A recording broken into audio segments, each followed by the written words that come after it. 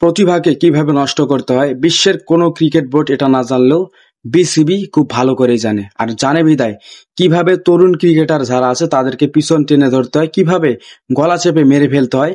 BCB এই সব ক্ষেত্রে খুবই পারদর্শী। তা না হলে মোসাদ্দেক হোসেন সৈকতের মতো একজন ক্রিকেটার, যার ঢাকা প্রিমিয়ার লিগ বিপিএল এ চমৎকার পারফরমেন্স, তারপরেও মোসাদ্দেক হোসেন সৈকত জাতীয় দলে উপেক্ষিত। আপনি যদি রিসেন্ট বাংলাদেশ জাতীয় টিমের পারফরমেন্স দেখেন তাহলে দেখবেন মিডল অর্ডারে যারা ব্যাট করে তাদের পারফরমেন্স খুবই ভয়াবহ, জঘন্য।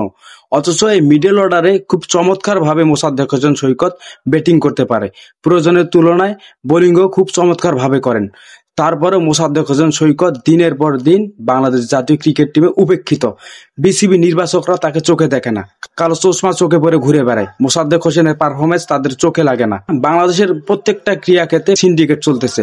যদি সিন্ডিকেট নাই হতো, মোসাদ্দেক হোসেন সৈকত গত প্রিমিয়ার লিগে ঢাকা আবাহনীকে চ্যাম্পিয়ন করতে অদম্য ভূমিকা রেখে, তার অধীনেই গত ঢাকা প্রিমিয়ার লিগের আবাহনী চ্যাম্পিয়ন হয়েছিল এবং তিনি সেখানে দুর্দান্ত পারফর্ম করেছিলেন। রিসেন্ট পাস্টে যারা বাংলাদেশ জাতীয় ক্রিকেট টিমে মিডল অর্ডারে ব্যাট করতেছে তাদের অবস্থা খুবই ভয়াবহ খারাপ। আশা রাখি নেক্সট সিরিজে মোসাদ্দেক হোসেন সৈকতকে দলে ডাকা হবে এবং মোসাদ্দেক হোসেন সৈকত তার পারফরমেন্স দিয়ে জাতীয় দলে জায়গা করে নেবেন এবং জাতীয় দলকে মোসাদ্দেক হোসেন সৈকতের মতো যারা তরুণ ক্রিকেটার আছে তারা জাতীয় দলের রাডারে আসুক, জাতীয় দলে এসে ভালো পারফরমেন্স করুক, এই চাওয়া। সকলে ভালো থাকবেন, সুস্থ থাকবেন এবং বাংলাদেশ ক্রিকেট টিমকে সব সময় সাপোর্ট দিয়ে যাবেন, কারণ এই দেশটা আমার আপনার সবার।